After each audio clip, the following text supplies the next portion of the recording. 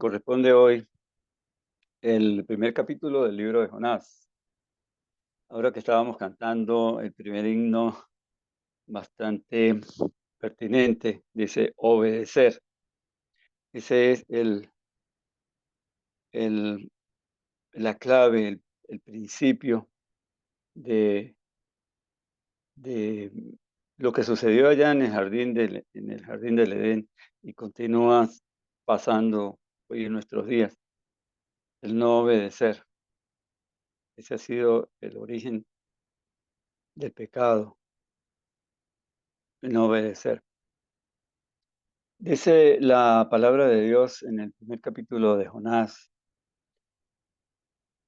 Vino palabra de Jehová a Jonás, hijo de Amitai, diciendo, levántate y ve a Nínive, aquella gran ciudad, y pregona contra ella, porque ha subido su maldad delante de mí. Y Jonás se levantó para huir de la presencia de Jehová a Tarsis, y descendió a Job, y halló una nave que partía para Tarsis, y pagando su pasaje entró en ella para irse con ellos a Tarsis, lejos de la presencia de Jehová. Este es el primer error que comete Jonás. Él piensa escapar lejos de la presencia de Jehová, y muchas veces nosotros también lo cometemos.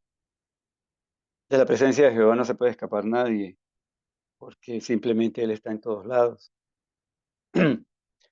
Eh, Jonás pensó que yéndose lejos iba a escapar del Señor.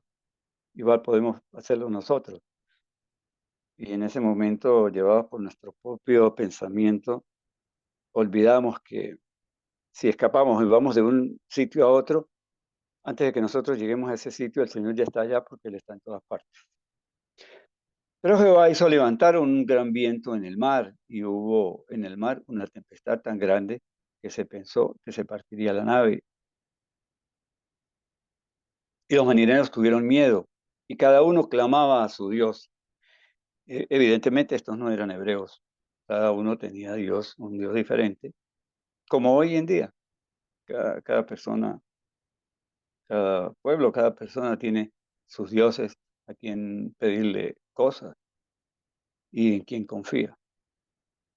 Los marineros tuvieron miedo, echaron todo al mar para ver si podían salvar la nave, mientras Jonás se hallaba durmiendo. El patrón de la nave, dice el versículo 6, se le acercó y le dijo, ¿qué tienes, dormilón? Levántate y clama a tu Dios. Pienso que el patrón de la nave, el capitán de la nave, pensaría, si este está durmiendo tranquilo aquí es porque confía en su Dios. Él sabe cuál será su Dios. Y, y por eso le pide que clame a su Dios y tal vez tenga compasión de ellos y no perezcan. El 7, y dijeron cada uno a su compañero, ven y echemos suerte para que sepamos por causa de quién nos ha venido este mal. Y echaron suertes, y la suerte cayó sobre Jonás. Todo ya estaba preparado. El Señor sabía lo que iba a suceder, sabía que ellos iban a echar suertes, iban a averiguar. Y no fue la suerte, fue el Señor que puso en evidencia a Jonás. Entonces ellos le dijeron, decláranos ahora por qué nos ha venido este mal, qué oficio tienes, de dónde vienes, cuál es tu tierra, de qué pueblo eres. Y él se sinceró con ellos y les dijo, soy hebreo y temo a Jehová, Dios de los cielos, que hizo el mar y la tierra. Evidentemente allí se comprueba que estos marineros no eran hebreos. Y aquellos hombres temieron sobremanera y le dijeron, ¿por qué has hecho esto?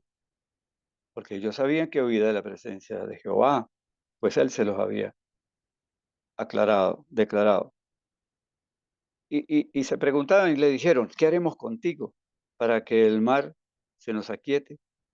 Porque el mar se iba embraveciendo cada vez más. Él, aquí hay un aspecto de la personalidad de Jonás. El tipo no era ningún cobarde, no era ningún cobarde. Él respondió y dijo, tomadme y echadme al mar, y el mar os aquietará, porque yo sé que por mi causa ha venido esta gran tempestad sobre vosotros. Él acepta su responsabilidad, él asume que por culpa de él está sucediendo esto y les presenta como una situación de solución al problema. Entonces, en este primer capítulo del libro de Jonás, se nos presenta una situación con dos hechos. El primero es la buena voluntad del Señor, la misericordia de Dios para con los habitantes de Nínive, que a pesar de ser un pueblo pervertido, eh, ah, malo, él no quiere destruirlo. Con el agravante para los habitantes de Nínive, que no pertenecen al pueblo de Dios, sino que es un pueblo enemigo porque ellos eran enemigos de los hebreos, siempre lo han sido, hasta hoy. Se cumple lo dicho en el libro de Job, donde dice que el Señor no hace acepción de personas, para él todos son iguales, porque todos son su creación. En contraposición a este punto de vista o a este plan del Señor, está el punto de vista de Jonás. Él escapa, quizá por la razón principal, él no está de acuerdo en ir a predicarles, porque es imposible para él admitir que cómo el Señor lo va a enviar a predicarles a sus enemigos, a un pueblo que no es el pueblo judío. Eso no es posible para él. Eso en su análisis, en su mente humana, es, eso es inconcebible. Él no aprueba eso. Por eso desobedece y se embarca para Tarsis. Eso nos puede suceder a nosotros también, que a veces, llevados por nuestro propio parecer, nuestro propio entender, no le presentamos a las personas al Señor, no les hablamos, porque pues pensamos, no, este vecino mío, o este tío, o este sobrino, pues es tan duro de corazón y es un idólatra, ah, piensa que la brujería es algo que lo puede ayudar y es una persona muy dura de corazón, yo no voy a perder mi tiempo aquí. No, este, eso no debe ser, porque por esas personas que están perdidas, por esas personas Dios también pagó un alto precio y también tienen derecho a conocer. Este Jonás, él decidió que eso no era así y por eso escapó hacia Tarsis. Jonás duerme, el capitán le reclama, como ya hemos visto, echan suerte sobre Jonás. Jonás asume su culpa, declara ser hebreo y estar huyendo de Jehová y propone a los marineros que lo lancen al mar.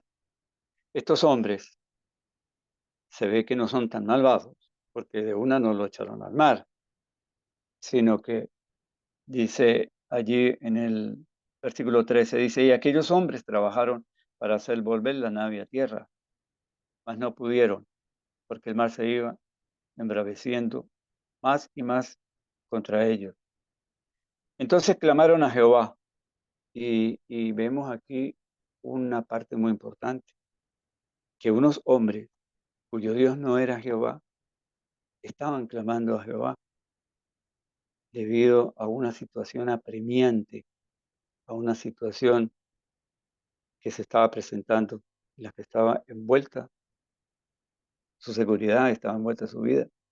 Ellos clamaron a Jehová y dijeron, te rogamos ahora, Jehová, que no perezcamos nosotros por la vida de este hombre, ni pongas sobre nosotros la sangre inocente, porque tú, Jehová, has hecho como has querido. Y en este segundo declarar de ellos ponen en evidencia el poder del Señor, el poder de Jehová, aunque no era su Dios. Ya debido a esta situación, ellos por lo menos admiten el poder del Señor y admiten que Dios es poderoso. Y tomaron a Jonás y lo echaron al mar, y se aquietó de su furor. Y temieron aquellos hombres a Jehová con gran temor, y ofrecieron sacrificios a Jehová e hicieron votos. Pero Jehová tenía preparado un gran pez que tragase a Jonás, y estuvo Jonás en el vientre del pez 3 días y 3 noches. Además de que esos hombres admitieron el poder del Señor, le rindieron culto, le dieron a él la honra y la gloria porque ofrecieron sacrificio a Jehová. Suponemos que ellos sacrificaban a sus propios dioses, les ofrecían sacrificios a sus propios, pero le ofrecieron sacrificios a Jehová en agradecimiento e hicieron votos, es decir, se comprometieron, alguna promesa le hicieron al Señor. Entonces, vemos que estas situaciones apremiantes a veces nos llevan a, a ver unos resultados sencillamente extraordinarios. De este primer capítulo, nosotros podemos aprender o podemos también repasar. Lo primero es que no podemos huir del Señor, no podemos escondernos de Él. Es lo imposible. Adán y Eva trataron de hacerlo y no pudieron porque sencillamente es imposible. También nos enseña que antes de tomar una decisión tenemos que pedir consejo de Dios, ser obedientes, dependientes de Él y no obedecer a nuestro propio parecer ni entender, como hizo Jonás. Jonás respondió a ese celo mm, malentendido que él tenía de no predicarle a- a sus enemigos, a gente que no era de su pueblo. Pero Jonás tuvo dos oportunidades. Jonás tuvo dos oportunidades. Él desobedeció a la primera y luego en el devenir de los siguientes capítulos nos damos cuenta que él recapacitó estando allí en el vientre del pez y fue y cumplió la misión que el Señor le había encomendado. Ah, y todos sabemos que Nínive se arrepintió y fueron perdonados. Aunque tiempo después Nínive fue destruida porque ellos persistían en sus pecados, pero muchos años después esa ciudad fue, de todos modos, fue destruida. Entonces Jonás tuvo dos oportunidades. Ahora nosotros nos debemos preguntarnos, ¿nos arriesgamos nosotros a desaprovechar la primera oportunidad? Porque podemos pensar, bueno, si después hay otra. Jonás tuvo dos. Nos arriesgamos a desaprovechar la primera y esperar la segunda. Y esa segunda viene dada en términos de incertidumbre porque no sabemos lo que va a suceder. A lo mejor no haya una segunda oportunidad. La oportunidad es ya y es ahora. Eh, Hace rato cuando el hermano Sergio oraba, él pedía por los hermanos que no están, que se han apartado, que se han enfriado. Ayer nuestro hermano Luis nos hablaba de desánimo. Eso es una manera de huir como lo hizo Job. Y pedimos al Señor que esos hermanos tengan la segunda oportunidad que tuvo Job, que su vida no se acabe mientras esté alejados del Señor, como nos ha pasado a muchos, que al caer a ese mar tormentoso no se ahoguen, sino que el pez del Señor los salve y que puedan recapacitar. El Señor muchas veces nos pone tormentas, muchas, pero para nuestro bien. Pero también Él calma esas tormentas, como esta que vivió Jonás, o como la que vivió el hijo pródigo, una tormenta, algo tormentoso. Y las calma porque Él tiene un plan para nosotros, un proyecto, y tiene un propósito. Nos enseña este capítulo a ser honestos, así como fue Jonás. Jonás fue honesto con Él con Dios y con los hombres que estaban allí en esa nave, ¿no? El Señor nos pone tormentas, pero también las calma, ¿no? Él tiene un plan, un proyecto para nosotros, como decía. Nos enseña a ser, este capítulo, a ser honestos, asumir nuestras responsabilidades ante Dios primero y luego ante los hombres. También aprendemos aquí que hay que orar en todo momento, en tiempos de la paz que podamos tener, en tiempos de tranquilidad, pero aún más en tiempos de crisis. No vaya a suceder que motivados por la angustia caigamos en desesperanza y dudemos del poder del Señor. Eh, Estos hombres que no conocían a Dios oraron y el Señor respondió. La primera misión, así como la que le encargaron a Jonás, la primera misión que el Señor nos encarga es sobre nosotros mismos. En Filipenses 2:12, allá al final del versículo, dice que nos ocupemos de nuestra propia salvación con temor y temblor. Dice allí en el versículo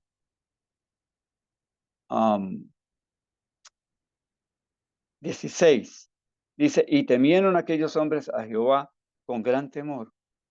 Bueno, con ese mismo temor que temieron esos hombres, con ese mismo temor es que nos declara el hermano Pablo que debemos ocuparnos de nuestra salvación. Esa es la primera misión, de la que no podemos escapar, de la que no debemos escapar. Mm, Debemos de ocuparnos con mucha dedicación y después de estar bien cimentado, tener conocimiento, ir a cumplir la gran comisión, ir a ese Nínive, ir a nuestros vecinos, nuestros familiares, nuestros amigos, hablarles a todos de lo que podemos, hablarles sobre el plan de Dios. Después de todo, Jesucristo también pagó por ello y no vivir como hizo Jonás, llevado por un celo malentendido. No creernos que nosotros somos los únicos elegidos, no, porque Dios pagó por todos. Su Hijo se sacrificó por todos. Él no pagó solamente por nosotros. No huir de esa responsabilidad que tenemos. Porque si lo hacemos y privamos a alguien que tuviese esa oportunidad, así como los de Nínive, de conocer el plan de Dios, dice la palabra de Dios que quien sabe hacer lo bueno y no lo hace, les contado como pecado. Y también dice la palabra de Dios que la ira de Dios se manifiesta contra quienes detienen la injusticia, quienes detienen con injusticia la verdad. Y la verdad es Dios, la verdad es el Señor. Él dijo, yo soy el camino, la verdad. No podemos tener la verdad, no podemos tener conocimiento de la verdad. La palabra de Dios es verdad, no podemos detenerla. Tenemos que enseñársela a toda aquella persona que se atraviese en nuestro camino o depende si es un hermano, un predicador, un misionero. Nunca debe rehusar ir donde Dios lo manda. Nosotros todos debemos ser portadores de la palabra del Señor. No nos encontremos un día por algún pensamiento errado, por algún análisis muy nuestro, estar contraviniendo la voluntad del Señor y caigamos en el error en que cayó Jonás. Muchas grandes lecciones tenemos en este capítulo tan pequeño, pero lleno de sabiduría como es la palabra del Señor. Mucho ejemplo de lo que puede suceder cuando queremos nosotros contradecir la voluntad del Señor. Vamos a orar, hermano. Amado Padre Celestial, Señor, muchas gracias. Te damos. Te pedimos perdón, Señor, por cosas que hacemos que no son de tu parecer. Te pedimos también que pongas en nosotros esa sabiduría día a día, esa inteligencia, para siempre estar en tu camino, en tu consejo, obedeciéndote, Señor. Desobedecer, desobedecerte es perderse, desobedecerte es perder el norte, Señor. Te damos gracias por tu palabra que nos has dejado. Te damos gracias también, Señor, por esa persona que un día nos habló de ti, por ese Jonás que no huyó a Tarsis, sino que vino a nosotros cuando éramos Nínive y nos convenció de que tú tenías un plan para nosotros, Señor. Te damos gracias por esa persona, por ese hermano que nos habló de ti, Señor, que no tuvo miedo, que no tuvo pena y que no tuvo timidez para propagar tu palabra, Señor. Gracias por también te pedimos por aquellos hermanos que no están hoy con nosotros, pero que tú les estás dando una segunda oportunidad para que regresen a tu redil, Señor, porque pertenecen a ti. Te pedimos también por todos los hermanos que de una u otra manera estén trabajando en llevar tu palabra para que los bendigas y para que hagas que tu palabra, ella no va a regresar vacía. Bendícenos, Señor. Cuídanos de todo mal, de todo peligro. Evita que haya tentaciones en nuestro camino. No las queremos. Queremos solamente verte a ti, Señor, que nos marques el rumbo. Bendícenos y en el nombre de tu Hijo, nuestro Señor Jesucristo, nuestro Rey, en quien te oramos, te pedimos todas estas cosas, porque es que sabemos que nos oyes. Amén.